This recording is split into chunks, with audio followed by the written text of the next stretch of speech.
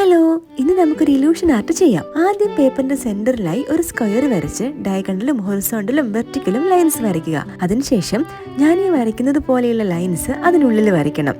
ഇത് കുറച്ച് കൺഫ്യൂസിംഗ് ആണെന്ന് എനിക്കറിയാം. നിങ്ങൾ ഇതിന്റെ ഒരു സ്ക്രീൻഷോട്ട് എടുത്ത് വെച്ച് അത് നോക്കി വരച്ചാൽ മതി. അപ്പോൾ തെറ്റിപ്പോയില്ല.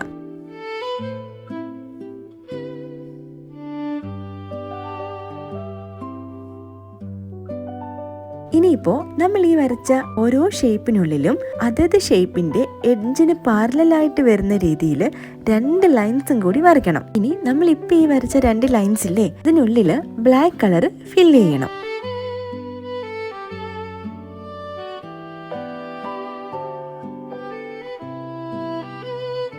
അത് കഴിഞ്ഞ് പെൻസിൽ ഷെയ്ഡും കൂടി അപ്ലൈ ചെയ്യുക. അപ്പോൾ ഇന്നത്തെ വീഡിയോ ഇഷ്ടമായിട്ടുണ്ടെങ്കിൽ ലൈക്ക് ചെയ്യുമല്ലോ.